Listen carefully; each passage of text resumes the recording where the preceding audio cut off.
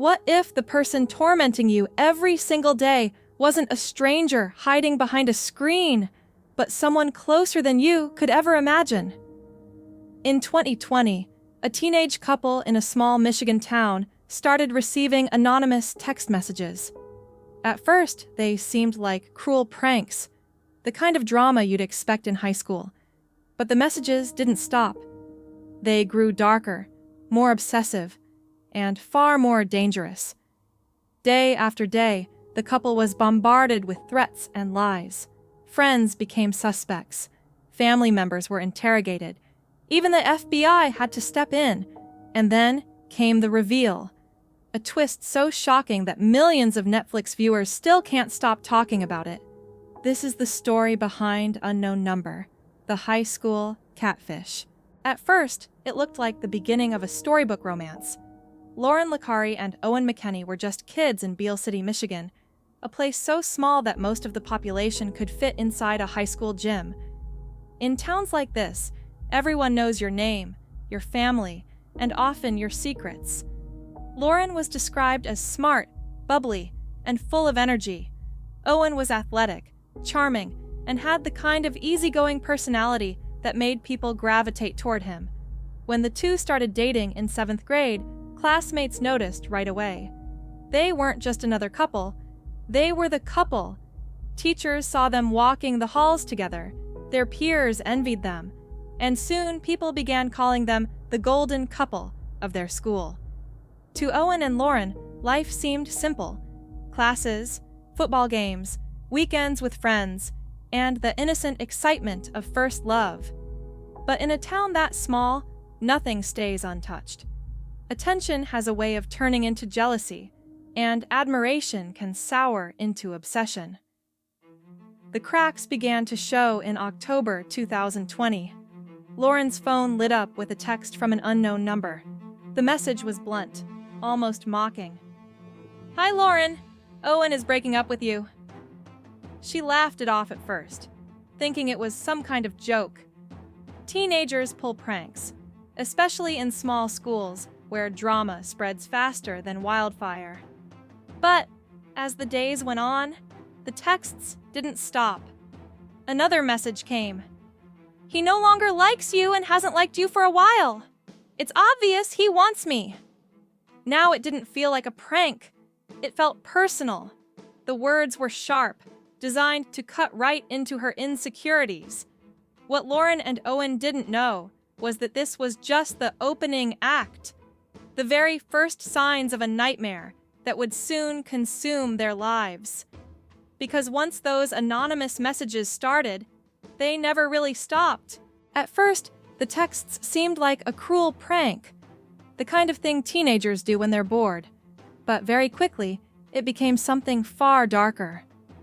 Lauryn and Owen began receiving dozens of messages every single day. Not just once or twice, but sometimes 40, even 50 texts, all from numbers they didn't recognize. The tone was aggressive, mocking, and disturbingly personal. Whoever was behind the phone seemed to know them. Their schedules, their conversations, even the smallest details of their relationship. Some of the texts accused Owen of secretly wanting someone else. Others tore into Lauryn, hitting her with insults meant to break down her confidence. It was like the sender knew exactly where to strike, every time. And then came the threats. Messages urging Lauryn to harm herself. Words designed not just to hurt, but to destroy. The harassment became relentless. Even after Lauryn and Owen tried taking breaks from their relationship, the texts didn't stop. If anything, the messages got bolder, taunting them for splitting up, mocking them for thinking it would all end. Imagine being a teenager. Every time your phone buzzes, instead of seeing a friend's message or a notification, you're met with hate. Imagine being scared to walk into school because you don't know who's behind it. Classmates became suspects. Friends felt like enemies. Everyone looked guilty. By the time the harassment reached its peak, Owen admitted he didn't even want to go to school anymore. Each day felt like stepping into a trap, surrounded by people he could no longer trust. Lauryn, too, started doubting Owen. The messages were designed to poison her mind with suspicion, and sometimes they worked. This wasn't just bullying. This was psychological warfare, and it was only getting worse. But when parents finally decided they couldn't ignore it anymore, the search for answers would send shockwaves through their entire town. By late 2021, the situation had spiraled out of control. Lauryn and Owen weren't just dealing with a few cruel texts anymore. They were living inside a nightmare that refused to end. Their phones would light up dozens of times a day, each message more venomous than the last. Parents worried that this was no longer harmless bullying, but something much darker. So the families turned to the police. At first, local authorities believed it had to be someone close. After all, who else would know such personal details about two small-town teenagers? Investigators began questioning classmates, even Owen's cousin. Suspicion spread like wildfire, and friendships shattered under the weight of doubt. But the harassment didn't stop. In fact, it seemed to grow bolder the more the police got involved, as if the sender was enjoying watching everyone scramble for answers. When investigators checked the phone numbers, they hit a dead end. The texts were coming from apps that generated random numbers, making it nearly impossible to trace. Every lead seemed to collapse. Every theory turned into frustration. By 2022, the case had become so relentless that the FBI was called in. Agents sifted through more than 350 pages of printed text messages, thousands of words filled with threats, lies, and manipulation. They looked for patterns, slips, anything that could lead to the stalker.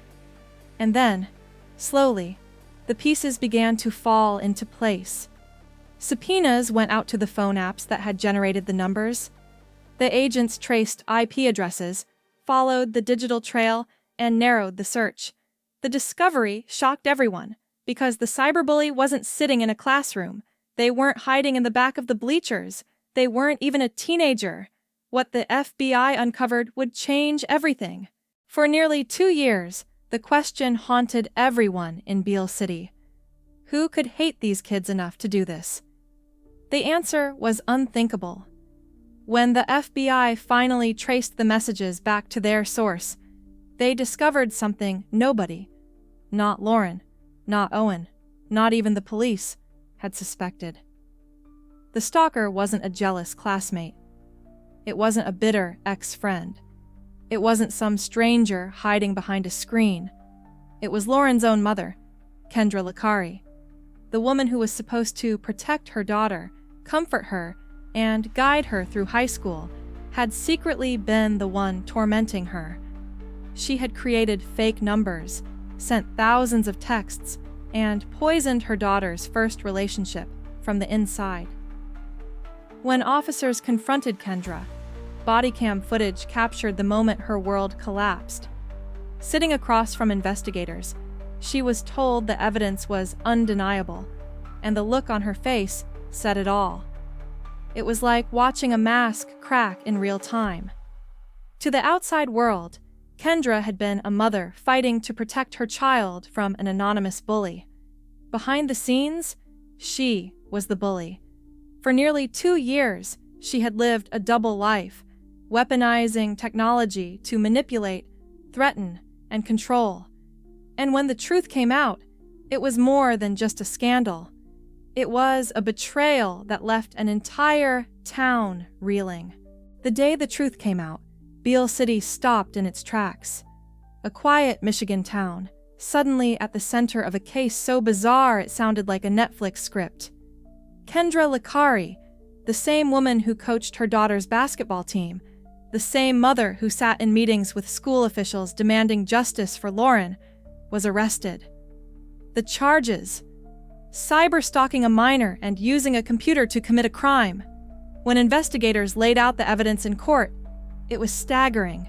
Nearly 12,000 texts and messages sent over 20 months, each carefully disguised, each designed to convince Lauryn that she was being hunted by enemies all around her. In December 2022, Kendra stood before a judge and admitted what she had done. Her voice barely carried across the courtroom as she pled guilty. The sentence: 20 months to 5 years in prison. For Lauryn, the betrayal cut deeper than anything a stranger could have inflicted. This wasn't just bullying. It was her own mother destroying her trust, her relationship, her teenage years. Owen's family, too, was stunned. What began as young love had ended in a criminal case that would forever follow their names. Even after sentencing, no clear motive ever emerged. Was it control? Jealousy? Some twisted obsession with her daughter's life? The truth may never be fully known, but what's left behind is a chilling reminder. Sometimes the monster isn't hiding in the shadows. Sometimes it's the person sitting right beside you. For Owen, life didn't just return to normal after the truth came out. The damage was already done. In school, he carried an invisible weight. Every time he got close to someone, the paranoia crept back in. What if they weren't who they said they were?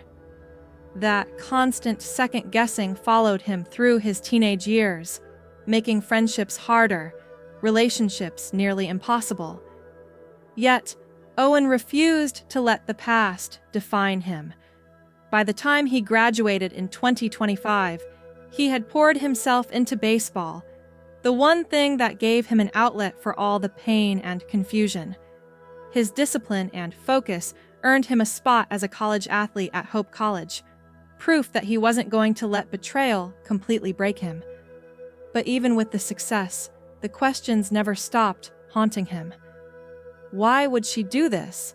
Was it jealousy, spite, or something darker? No matter how much time passed, Owen was left searching for answers he might never get. And that lingering uncertainty is perhaps the cruelest part of all. Because healing is hard when the wound was carved by someone you trusted the most. When the cameras stopped rolling, one question lingered. Why did so many people agree to talk about this painful chapter of their lives? The answer, according to the director, was simple: because silence only protects the guilty. By speaking out, they hoped to expose the hidden dangers of digital harassment and show how easily trust can be weaponized. This story wasn't just about Owen or Lauryn. It was about how quickly betrayal can spread like poison, reshaping lives in ways that never fully heal. It was about how messages on a screen can cut just as deep as words whispered in person, sometimes deeper. The bigger picture here is chilling. Technology has given us more ways to connect than ever before, but it has also opened the door for cruelty to travel faster, hide easier, and leave scars that no one else can see. And maybe that's the hardest truth to accept, because the real monsters in this story weren't shadows lurking online, or nameless trolls hiding behind fake accounts. No, the scariest monsters were the ones closest to home. From a teenage romance in a quiet town, to betrayal that tore families apart, to a story so shocking it became a Netflix phenomenon. Unknown Number, the High School Catfish, isn't just about one girl, one boy, or one mother's disturbing secret. It's about how trust can shatter, how technology can be weaponized, and how the people closest to us can sometimes cause the deepest scars. And it leaves us with one haunting question. If this could happen in Beale City, who's really behind the next unknown number?